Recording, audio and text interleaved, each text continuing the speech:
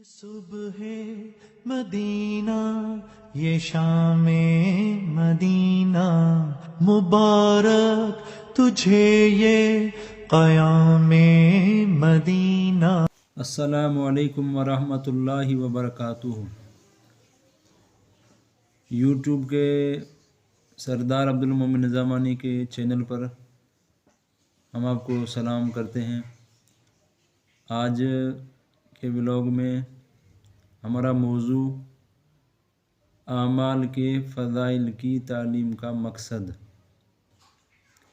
ایک علوم مسائل کا ہوتا ہے، ایک علم فضائل کا ہوتا ہے۔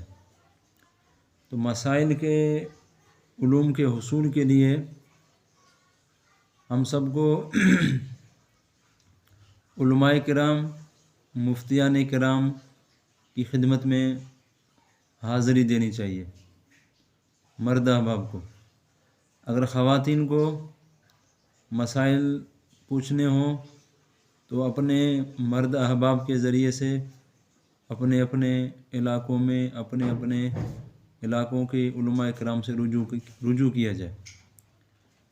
تو مرد احباب مسائل، اپنے ذاتی مسائل، گھریلو مسائل، انفرادی مسائل، اجتماعی مسائل، معاشرتی مسائل، سماجی مسائل، گھریلو مسائل، کاروباری مسائل،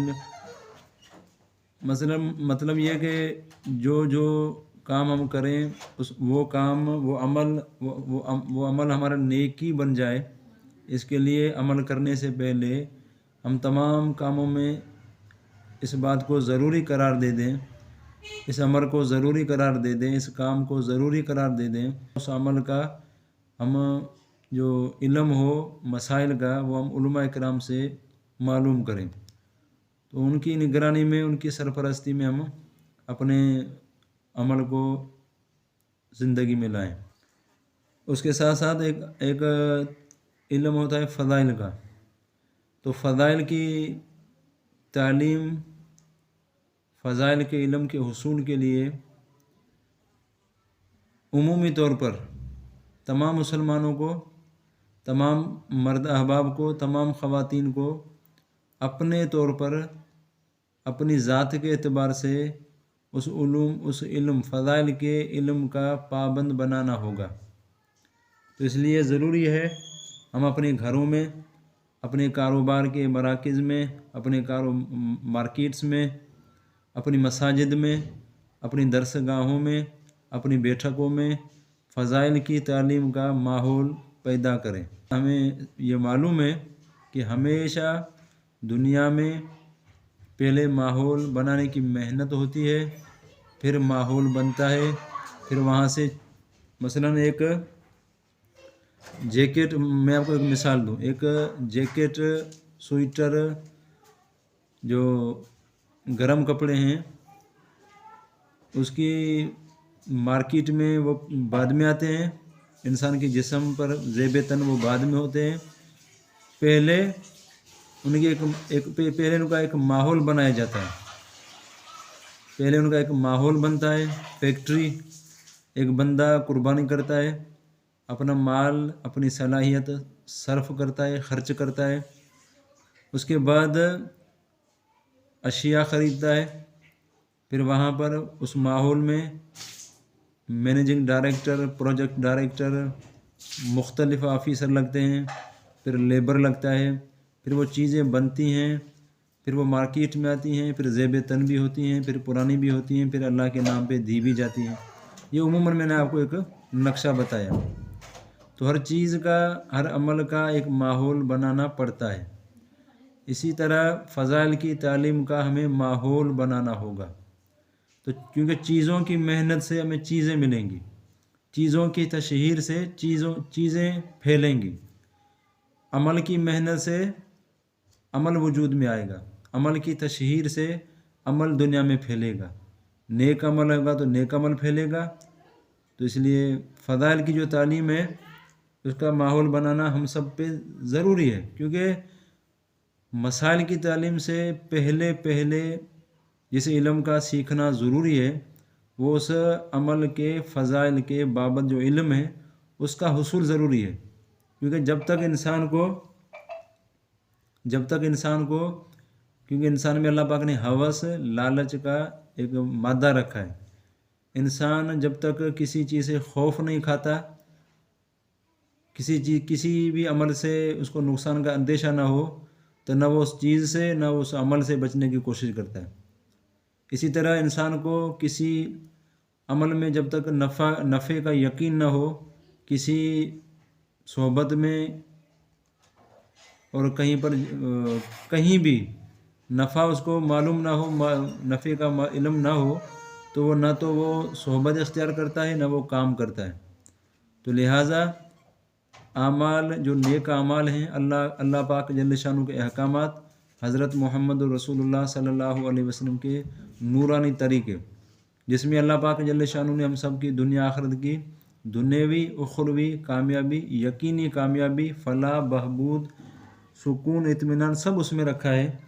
اب میں اس زندگی پر آ جاؤں، اب سب آ جائیں، ساری دنیا کے سارے مسلمان آ جائیں، بلکہ ساری دنیا کے سارے انسان سب اس فلاح والی زندگی پر آ جائیں.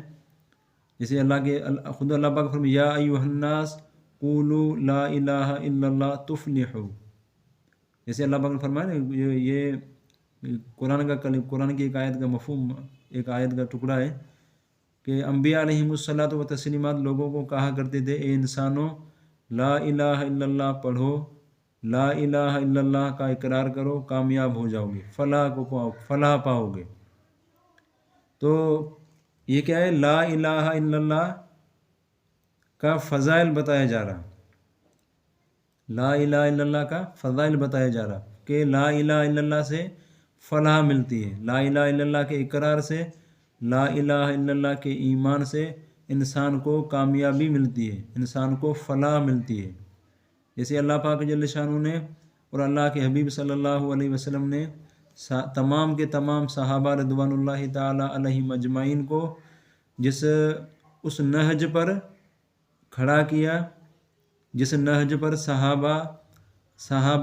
صحابہ دنیا تو کیا اپنی زندگی کو اپنا نہیں سمجھتے تھے، صحابہ اپنے آپ کو انفرادی نہیں سمجھتے تھے، صحابہ اپنے آپ کو گھر کا بھیدی نہیں سمجھتے تھے، صحابہ ذمہ داری کے اعتبار سے اپنے اوپر جو ذمہ داری محسوس کرتے تھے، جس ذمہ داری کو لے کر دنیا میں چلتے پھرتے تھے، وہ صحابہ کی ذمہ داری میں ان کی سوچوں میں یہ بات تھی کہ ہم نہ فقط اپنی اولاد کی تربیت کے، اولاد کی جو نا وہ پرورش کے ذمہ دار ہیں، نہ فقط ہم اپنی ایک دو بیویوں کے ذمہ دار ہیں، نہ فقط ہم اپنے والدین کے ذمہ دار ہیں کہ ان کی خبر گیری کریں.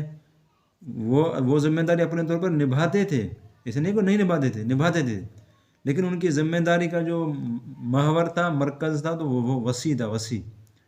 تو صحابہ کرام رضوان اللہ تعالی علیہم اجمعین کی جو ذمہ داری کا یہ جو محور بنا، جس میں جیسے ابو بکر صدیق رضی اللہ تعالیٰ عنہ کے ایک قول اس کا آپ کو بتاؤں کہ اَيَنْقُصُ دِينٌ عَنْ حَيٍّ، کہ دین میں نقص آئے اور ابو بکر زندہ رہے، یہ ہو نہیں سکتا.